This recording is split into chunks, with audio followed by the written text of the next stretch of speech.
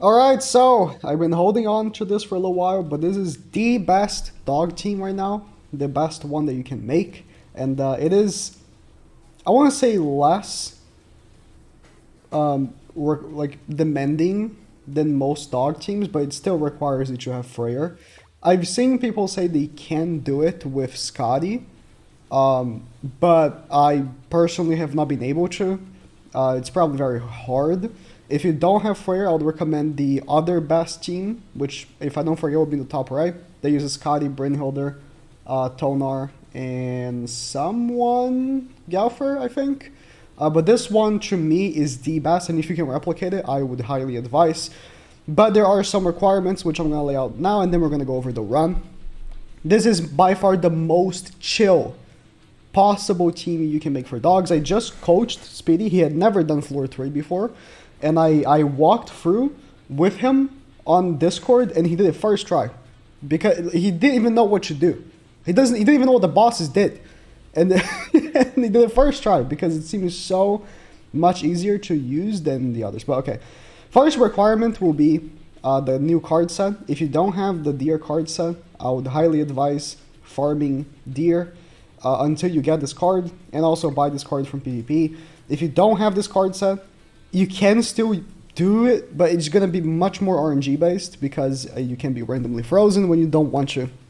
You don't know what the card set does, it just prevents you from being frozen, which should not have been a mechanic in the first place, but it is what it is. Now, gears. I would say Freyr needs UR gear, King needs UR gear. My Tonar does not have UR gear. As you can see, I'm using my Tonar with someone else's attack crit gear. I think it's Meliodas' attack crit gear. And then Bond doesn't have UR gear either. And he can be level 80 as well. But why? Okay, so the only thing you need is like resistance. So if you have UR gear for Bond already, give him the UR gear and slap in like R gear in the middle and give resistance.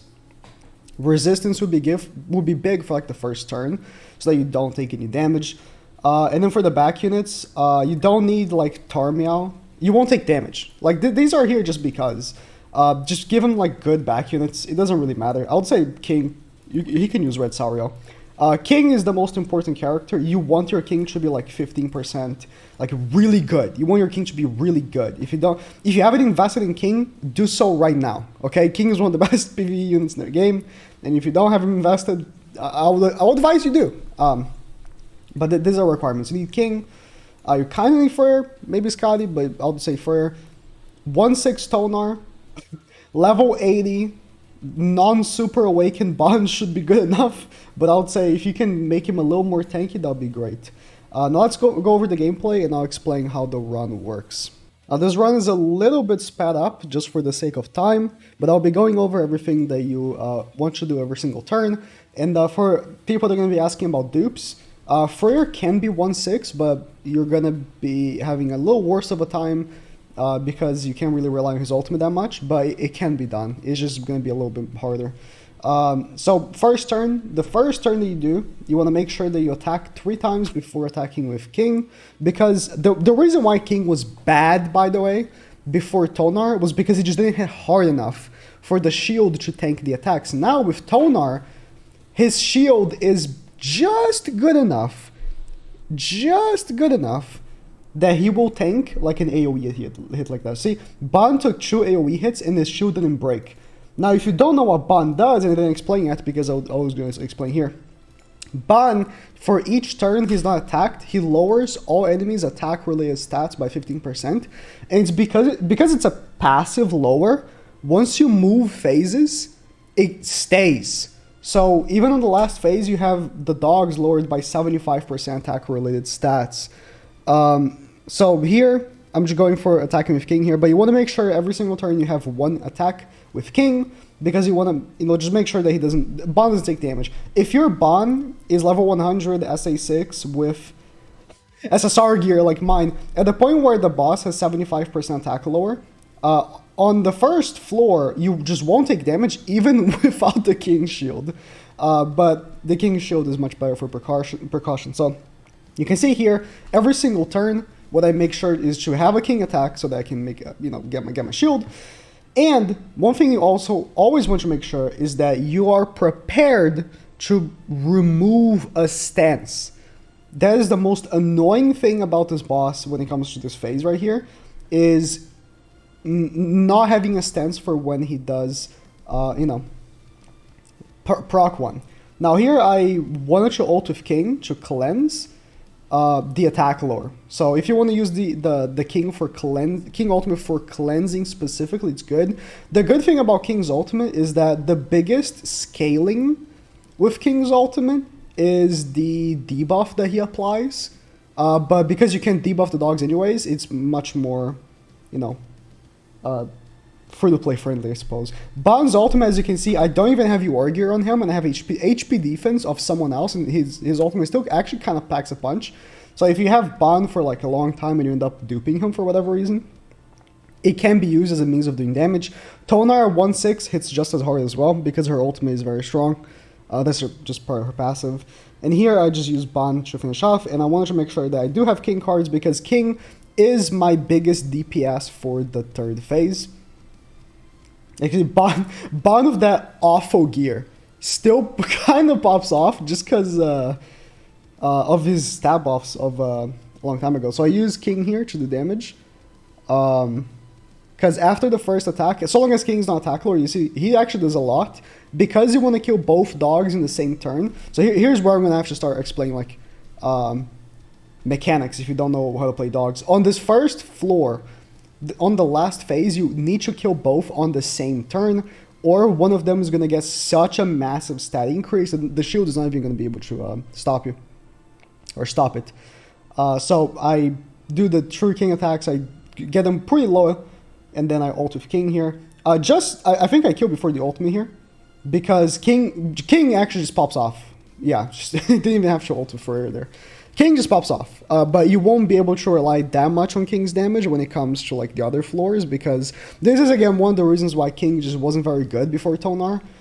He just doesn't do enough, but now with Tonar he does pretty decent. So same thing, you do the 3 attacks. You want to make sure not to waste the stance removal attacks. I would say to always keep them just in case, and then pop the King attack.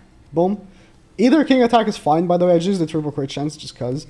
And want to make sure that, again, when you say King, Bond does not take damage. The worst passive you can get, by the way, so I'm going to say this right now because I do get it, is the Fist. If you do get the Fist, I would recommend restarting, and, it is what it is. But I actually do use the Fist here once I get there.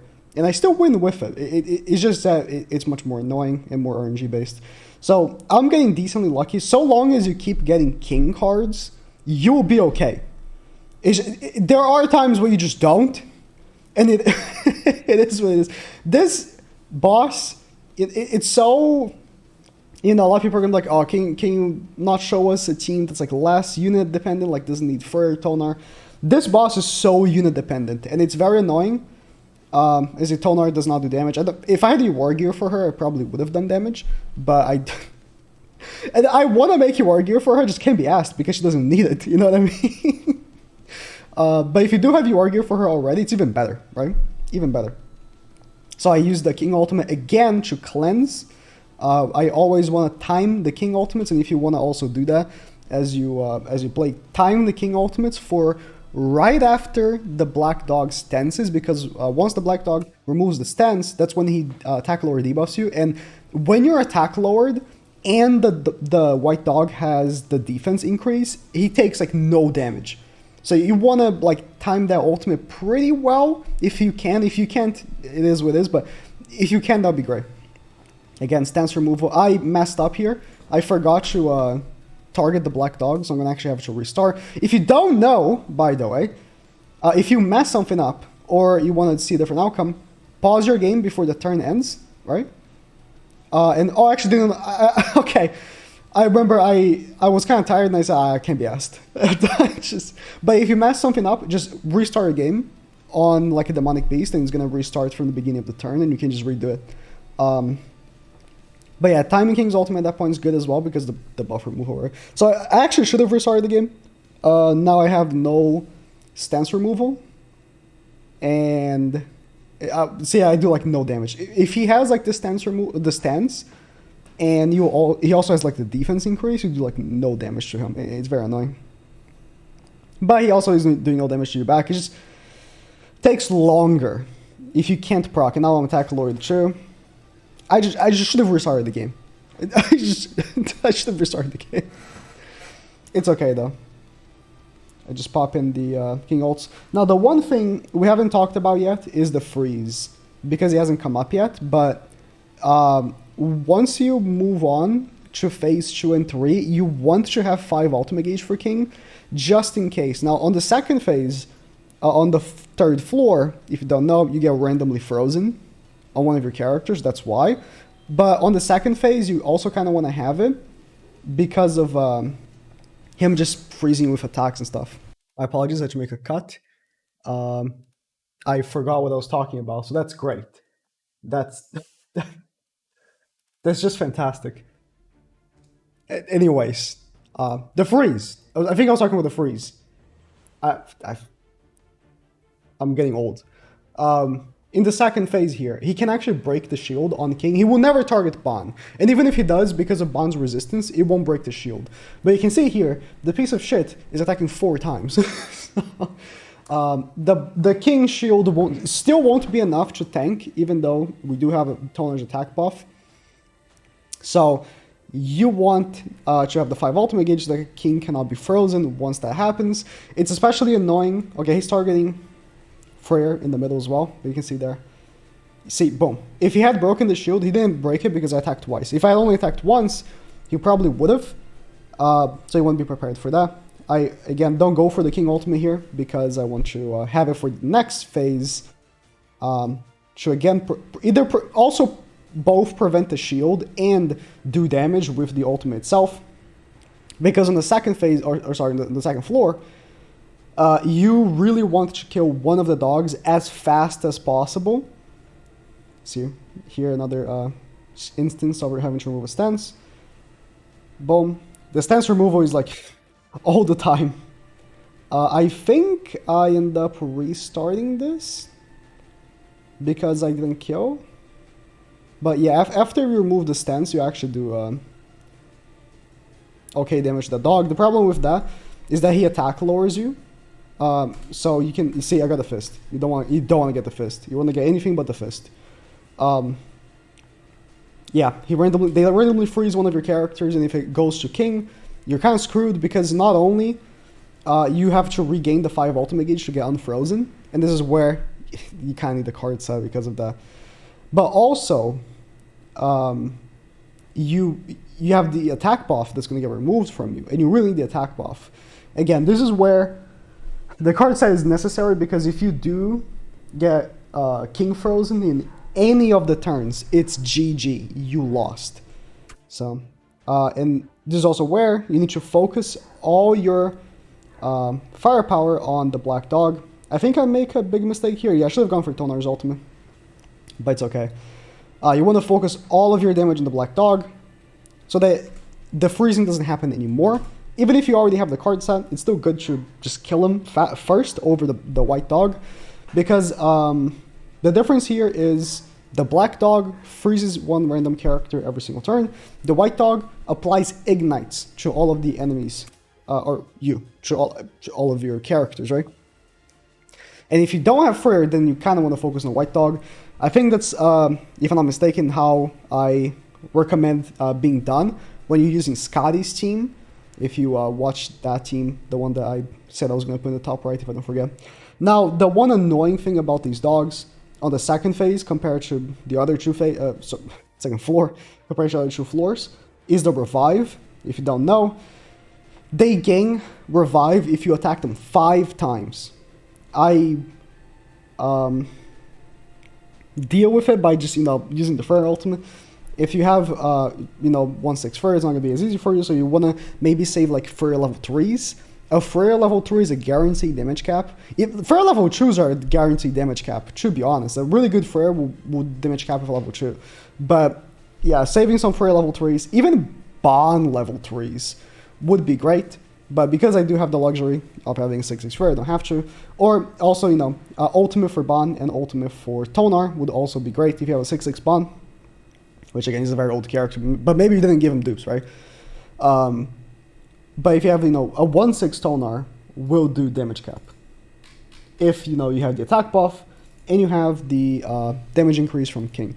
Now, the difference between the second and third floor is kind of massive when it comes to his damage, and the reason why I didn't want to get the fist was because here, fortunately, the shield didn't get broken, but he can easily break the shield in the first turn if you have the fist. The fist's passive is that if the enemy has more attack than you, it does 40% more damage, and on that first turn, he will have more damage, more attack than King or than Ban, especially because my Ban does not have the war gear.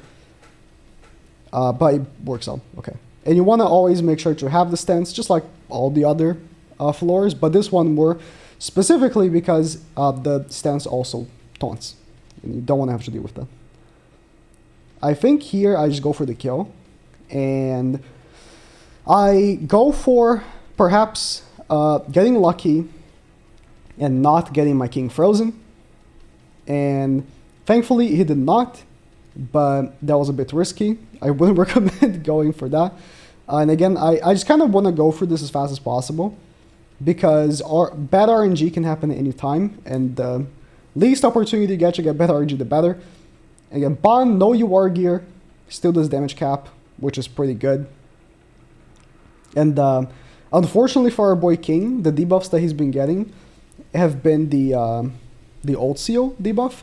If you don't know, debuffs all of your characters with a random debuff ranging from attack lower, cannot use level 2s, cannot gain ultimate gauge, lower ultimate gauge, or the freeze, right? The worst you can possibly get is attack lower, because then your King shield is going to be very, very weak. And in general, you just don't want to be attack lowered because you want to end this phase as fast as possible. Hopefully within 2 turns, because that's before he actually attack lowers you. Here we take 3 turns, but it's okay because we got him so low that even after he attack lowers us, we still easily kill him, right? Boom, you see he attack lowers us, and it's pretty significant, the attack lower. Here we don't go for the King ultimate. Okay. Oh yeah, because I wanted to go for the kill. I was like, I might need to actually attack twice here. Yeah. Maybe if I had actually not attacked with Tonar and just attacked with Freyr, it would have been okay, and I could have gone for the King ultimate.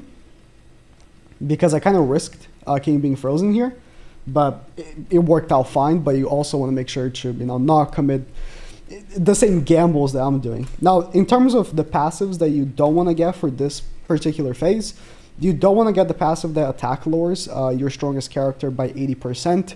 It's still a mind-blowing passive that exists. And here, again, I should have pushed King Ultimate. King Ultimate would have been great because it would have cleansed the attack lower for both, for both King and Freyr here. But I didn't, like a dumbass, and now the attack lower is so big. Look how little damage I did. And if, I'm still going to tank just fine, because, like I said, after you attack lower the dogs by 75%, and attack-related stats lower as well. Like, look at this, boom. Bottom doesn't even take any damage with, like, inside or outside the shield, which the damage outside the shield doesn't count, right? So here we go for the kill on the Black Dog. Again, the Black Dog is the one that freezes you. Also in this phase, so you want to go for him first. And he is the much, much stronger dog. The Black Dog can snatch you. And if he snatches you, it's over. He will kill you. I'm not, like, even with the 75% attack lower, if he snatches you, it's over. So you want to kill him as fast as possible. Here I didn't get a King card. But we don't kill. But it's still okay because he's so low. And, like, he's going to maybe attack twice. So it's fine. Like, even if he doesn't damage to Ban here, which he does, and he took off his attack lower, it's still okay. But yeah, this team is still, I think, the best to just use, because it's so much more casual, and the runs are so much more simple than using the Scotty, Brinkholder team, which is like the fastest team. Like this team's not very fast. This run took like, I don't know, 25 minutes. It can be very slow, but it's much more, you know, I can do this while like watching YouTube videos. I can do this run while, you know, not giving 100% attention, while with the other teams, I do. And it's, if I want to do this every single week, I don't want to have to do that. You know what I mean? So if you can't beat floor 3 still with this team, that's fine. If you can beat floor 2 every week, it's pretty big. Just, you know, keep harvesting those dog mats until you can actually make a relic for it. And, you know, with deer and bird, you can just infinite farm those. So that's about it. Good luck. The activity is still hard, by the way. Like, this is the best team, but activity is still hard. So good luck.